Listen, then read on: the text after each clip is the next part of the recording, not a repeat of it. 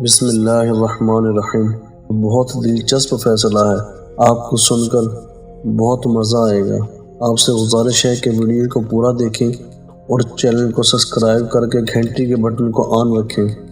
قاضی ابوالحسین بن عقبہ کہتے ہیں کہ میرے چچا کی بیٹی نہایت ہی دولت مند اور امیر تھی۔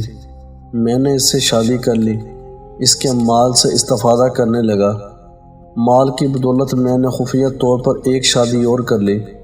ادھر کسی شخص نے میری پہلی بیوی کو بتا دیا کہ میں نے دوسری شادی کر لی۔ بس پھر کیا تھا، گھر میں طوفان آ گیا۔ میری بیوی سخت ناراض ہوئی۔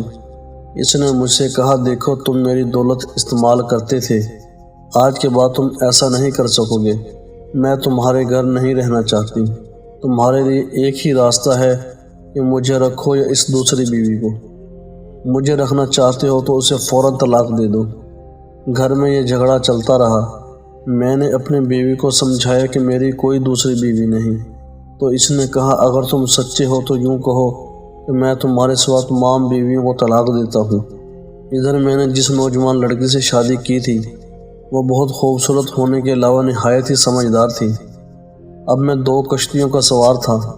پہلی بیوی میری چچا زاد اور نہایت ہی امیر تھی مگر مجھ کو پسند نہ تھی، اور دوسری بیوی غریب مگر سمجھدار تھی۔ میں گھر میں لڑائی نہیں چاہتا تھا۔ پہلی بیوی نے میرا خرچہ بند کر دیا تھا۔ اب میرے لیے اس کے سوا کوئی چارہ نہ تھا کہ کوئی ایسا طریقہ اختیار کروں کہ میری پہلی بیوی بھی راضی ہو جائے، اس کو تسلی ہو جائے کہ میں نے کوئی شادی نہیں کی اور دوسری بیوی کو طلاق بھی نہ پڑے۔ خاصے سوچ بچار کے بعد میں نے اپنی دوسری بیوی کے پاس گیا۔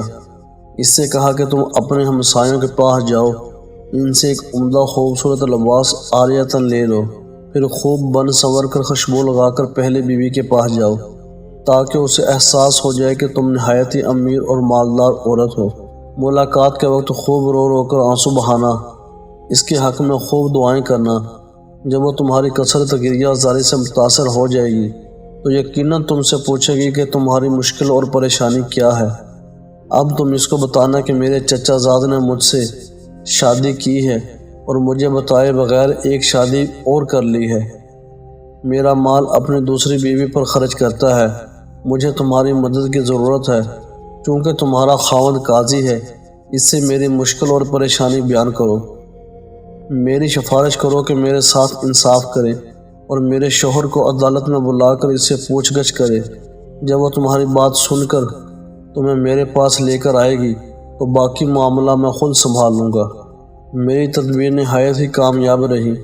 میری ہدایت کے مطابق میری نئی بیوی نہایت ہی خوبصورت لباس زیبتاً کیا اور ایک مالدار عورت کے روپ میں ہمارے گھر آئی۔ میں اس وقت گھر پر ہی تھا۔ اس نے آتے ہی زور سے رونا شروع کر دیا۔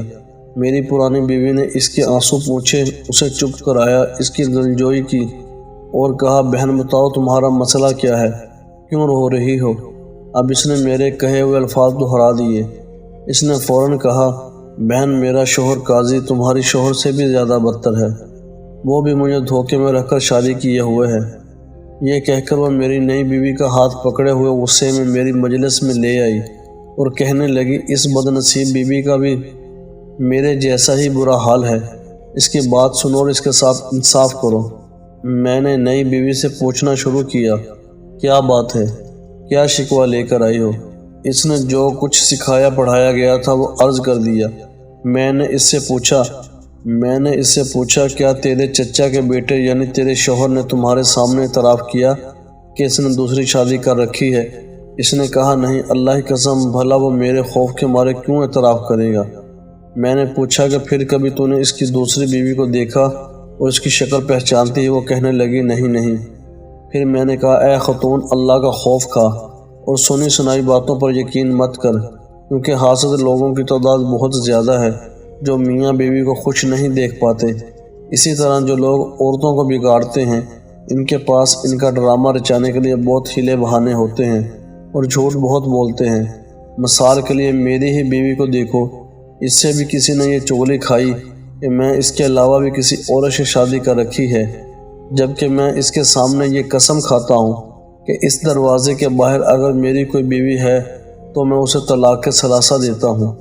یہ سنتے ہی میرے چچا کی بیٹی یعنی میری بیوی اٹھی اور میرے سر کو بوسہ دیا اور کہنے لگی مجھے اب یقین ہو گیا کہ اے قاضی تم پر جھوٹ باندھا گیا ہے۔ اس طرح میرا کام چل گیا۔ چونکہ میری دونوں بیویاں میرے پاس ہی موجود تھیں اس لیے میری قسم بھی واقع نہیں ہوئی، کیونکہ قسم تو کھائی گئی تھی کہ دروازے سے باہر موجود بیوی کو طلاق اور دوسری بیوی بھی گھر کے اندر ہی موجود تھی، اس لیے مجھ پر قسم بھی واقع نہیں ہوئی اور طلاق بھی واقع نہیں ہوئی۔ ناظرین، اسی طرح کے دلچسپ اور معلوماتی واقعات اور ویڈیو دیکھنے کے لیے چینل کو سبسکرائب کریں۔